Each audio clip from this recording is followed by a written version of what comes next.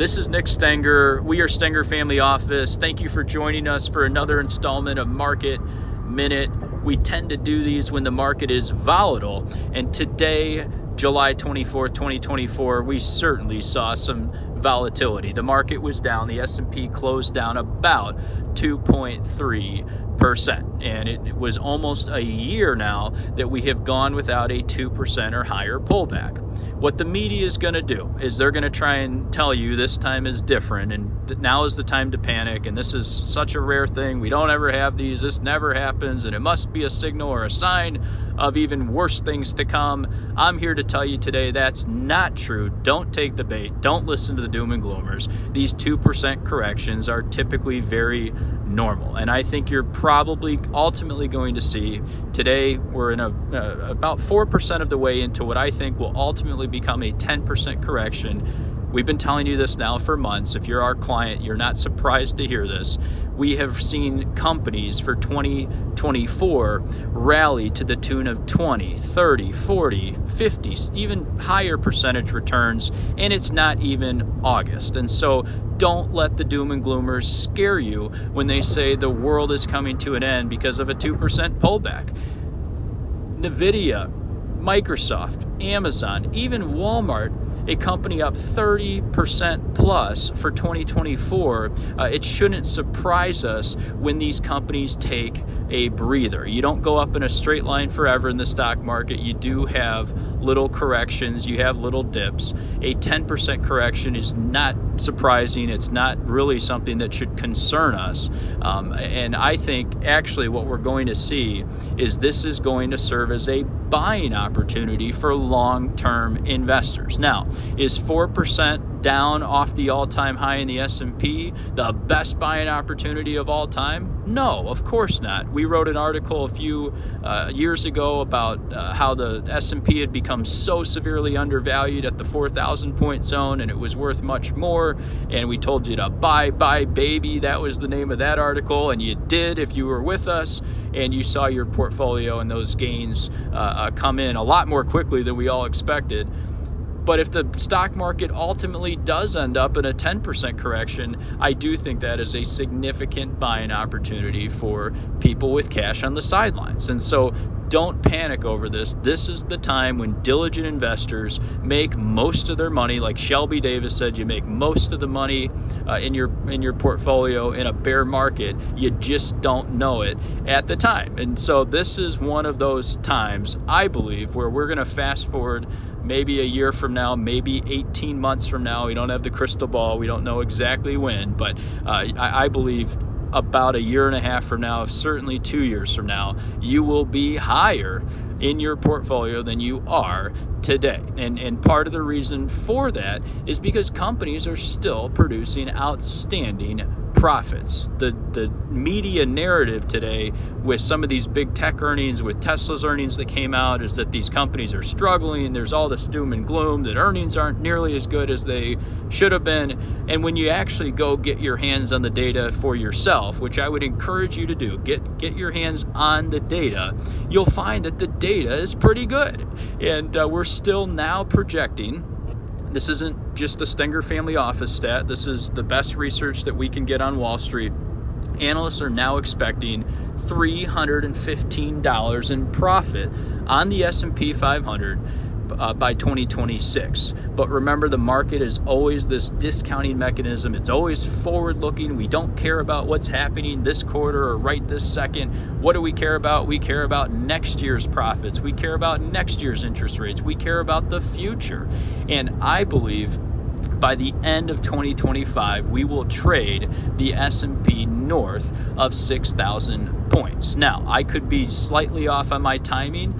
We may not have it exactly down to a T, but there is just not enough data out there to suggest that stocks are radically overvalued. And one of the things that is really good in a market like this are these corrections. We're supposed to have a little bit of a slowdown here or there in market returns. If you were seeing the opposite happen, if you were seeing stocks just go up in a straight line every single day with no corrections, with no pullbacks, that would be much more concerning. That's what happened to investors in the late 90s. and they never saw a slowdown in valuation expansion. Even though stocks were going up every single day in the 90s, corporate earnings were stagnating. The opposite is true today. We have companies making more money than ever before. Now, take a step back, because one of the narratives out there is that it's only 7 stocks driving the return in the S&P. That could not be further from the truth. There are so many other wonderful companies out there. You've got companies like JP Morgan Chase up over 20% in 2024. Not exactly an AI company. I know they're using AI, but they're not a tech company. That's a pretty good return, and not even 7 months into the year. We've got companies like Procter & Gamble making toothpaste and deodorant, and those guys are up 12 or 13% for the year. And so you just got to be careful who you listen to. Some of these narratives are not based in reality. And then the other narrative that's out there is, look at Nick, the consumer is weakening. I hear this all the time.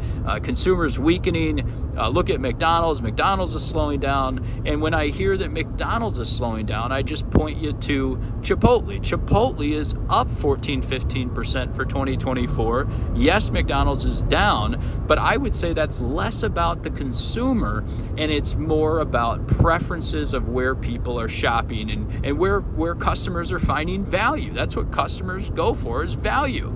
And people are clearly getting more value out of Chipotle right now than they are from McDonald's. And the same thing goes for Walgreens. I mentioned this on the weekly show, that Walgreens, in the last quarterly report, they had abysmal earnings. They blamed it all on the consumer, said it's the consumer weakening. And I say, well, if that's true, then how can you have Walmart up 30% for the year? How can you have Amazon up 30% for the year? It's not about the consumer weakening.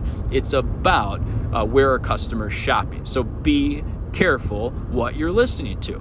And then the last thing I'll leave you with is, we will eventually go into recession. We are going to have a point where the economy slows. Remember, a recession is properly defined as 2 consecutive declining quarters of real GDP, not nominal GDP, but after inflation adjusted GDP going down 2 quarters in a row.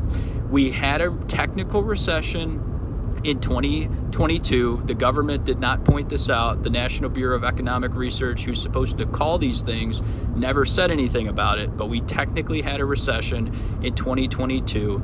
And if you go off of these long-term averages, now they're just averages, so that means it's not an exact science of when the next recession will occur, of course, but typically we don't have recessions every other year. We typically have them about every 6, maybe 8, even every 10 years. And so I still think, given the fact that the consumer is resilient, given the fact that the top 50, top 100 companies in the United States are incredibly strong, sitting on more cash than ever before, even when we get to a recession, companies, households will be able to weather the storm. Not every company will be able to, not every household. There's certainly people struggling out there. There's certainly companies struggling out there. But when you get the data, by and large, you have a lot of stability and strength built into the system today. So it's not to say that we're not going to ever have a recession, or we're not going to have one coming up here relatively soon. I'm not saying that at all. We will have it at some point.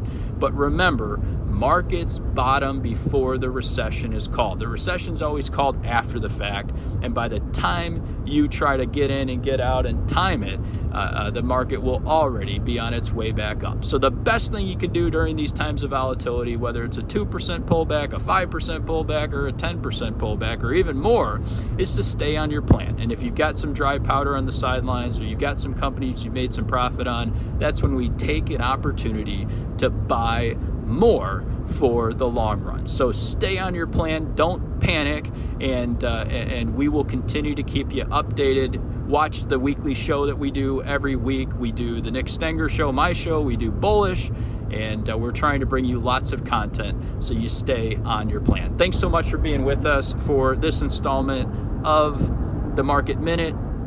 We'll see you soon on the weekly show.